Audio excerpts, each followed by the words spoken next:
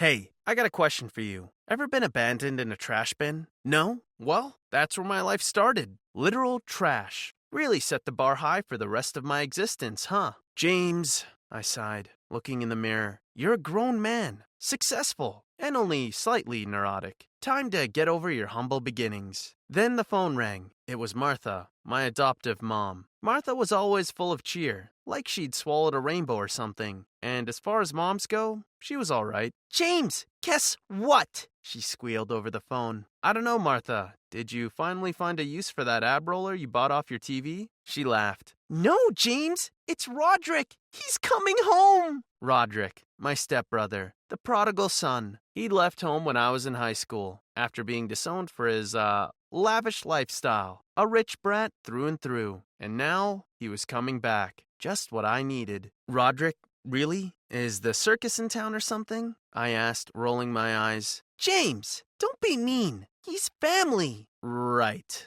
I murmured. Family. Dad was gone for good. So his son, my stepbrother, didn't bother to come back home. Not even for his funeral. It was me and Mom, until now. A few days later, my dear brother Roderick appeared, as if the universe had taken my sarcastic comment as an invitation. Poor baby, cut off from Daddy's money. Such a tragedy. James, huh? He started, attempting a smile that looked more like a pained grimace. Nice to finally see you. The feeling wasn't mutual. And you must be the prodigal son. Or should I say, the prodigal stepson. His smirk didn't quite reach his eyes. Well, I was hoping we could put that all behind us, brother. I had to laugh at that. Brother? We're as much brothers as a tomato is a bicycle, Roderick. He chuckled dryly. Well, aren't you just a barrel of laughs? Listen, I need help. No surprise there, I replied, leaning back in my chair, crossing my arms. Your inheritance run out already? His gaze darkened. It's not about the money. That was the first time I had to stop myself from laughing outright. That's where you're wrong, bro.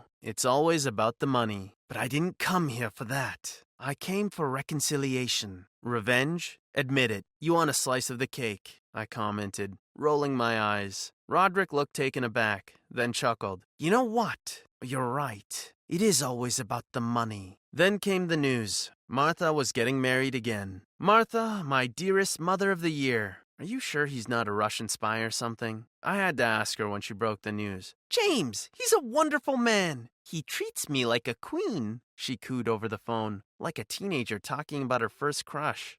Right, a queen, I echoed. Just make sure he's not after the crown jewels. She laughed, but I could hear the edge in her voice. You're just like your father, always skeptical. Yeah, it served me well so far. I hung up the phone, thinking about this new man, Howard. His name even sounded like a snake hissing. Sorry to all the Howards out there. He'd shown up out of the blue, much like a certain disowned stepbrother. And just like Roderick, he'd come bearing promises. He promised to love Martha. He promised to take care of her. I've had enough promises in my life to know that they're just empty words. But what could I do? She was happy, or at least she thought she was. And that's all I ever wanted for her. Then Howard came to the office, uninvited, and things went from bad to worse. James, my future son, he began, his voice dripping with condescension. Let's make this clear, Howard. You are not my dad, I interrupted. He chuckled. No, I'm not, and I don't intend to be. But I am going to be your mother's husband, so you'll have to respect me. Oh, respect?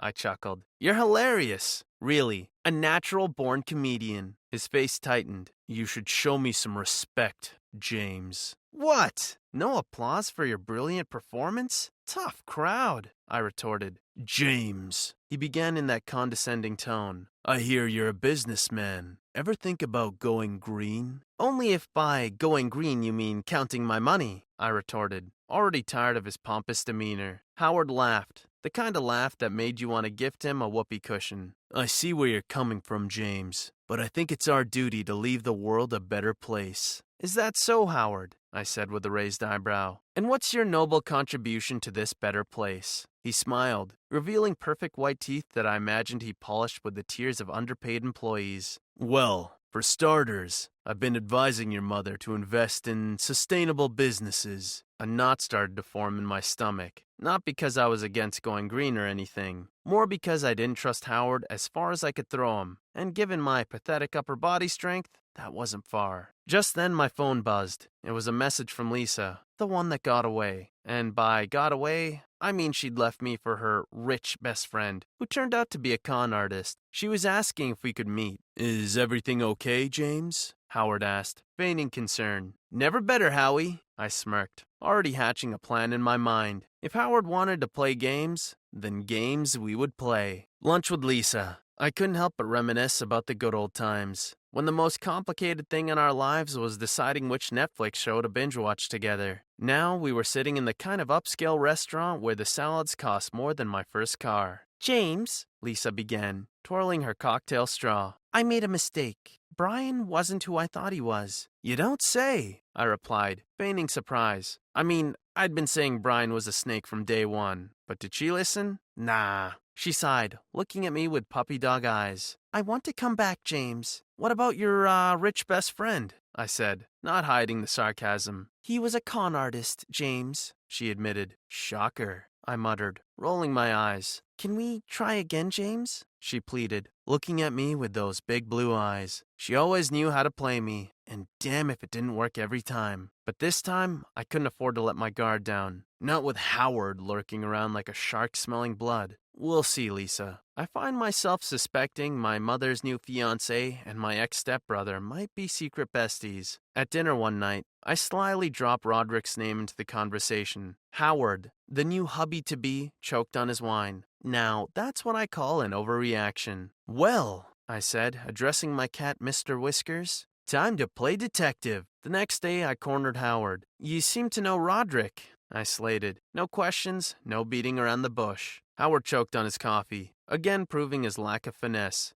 Who? I rolled my eyes. "Howard, you're as good at lying as a fish is at climbing trees." A smug satisfaction crawled over me as he squirmed. I had him now. "You know, Howard," I said casually, "Roderick's always had a flair for the dramatic. It's almost poetic how he'd come back seeking revenge." Howard mumbled something incoherent and then hurried off. Weeks passed, and having both of these vultures in my house made me anxious, tense. One day, my dear brother comes to me. "Help me get on Howard's good side. That man's a gold mine." "You want to do what now?" "Just help me out, bro," he pleaded, his voice coated with desperation. "I mean, do you want him to control all of Mom's money?" "So it's about the money," he nodded, confirming my worst fears. He knew I was catching on, so he tried to make himself look innocent and concerned. "Sure," I said, my heart pounding. "I'll help you out." Later that night, I confronted Howard. "So you and Roderick seem to be getting along well," I started nonchalantly. Howard grinned, a viper basking in the sun. "Yes, your brother has quite the business mind," he replied. He thinks he's sneaky, but I'm prepared for the worst. Then the maid comes into my office one day. "The two of them? They're always whispering," Maria, our longtime housemaid, muttered, her eyes darting around the room like a frightened deer.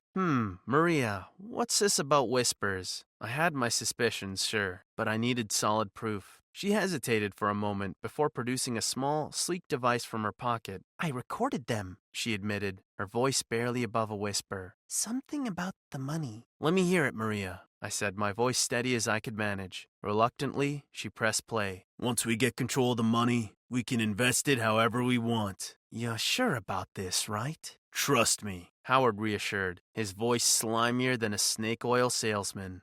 "This is our ticket to the big league." I had to confront them. I realized my hand shaking as I handed the device back to Maria. They couldn't just play House of Cards with my mother's life. "Thank you, Maria. You've done the right thing." My next step?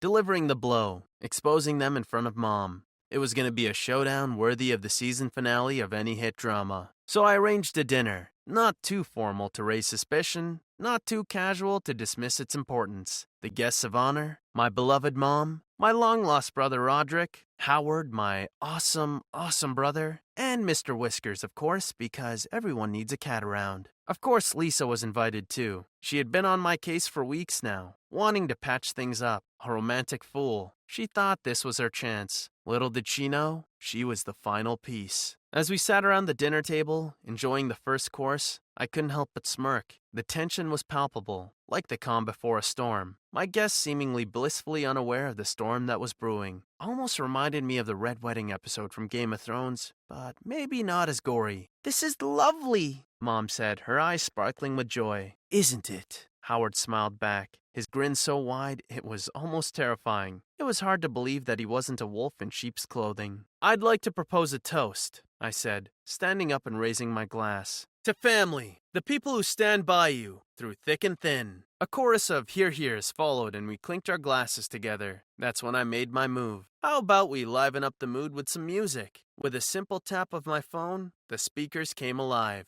But instead of music, it was their confession, their plan, their betrayal, everything, laid bare in front of everyone. The reactions were priceless. Howard and Roderick jumped up, panic visible in their eyes. They made a beeline for the door, only to be blocked by the family's buffest bodyguards. "You better stay away from my family, and if I ever see either of you near my mother again, it'll be the last thing you do." As the two were escorted out of the mansion, my eyes fell on Lisa, still seated, her eyes wide with shock. "I wanted you here, so you can see what happens to people who try to exploit my family. Now, please leave. We're not interested in gold-digging parasites." The silence that followed was deafening. Once the door closed behind Lisa, my mom squeezed my hand and smiled at me. Thank you, my dear son." There's a lesson out there, guys. Mothers are your happiness. Make sure you treat them well, and never let anything bad happen to them. Because moms, well, they're everything.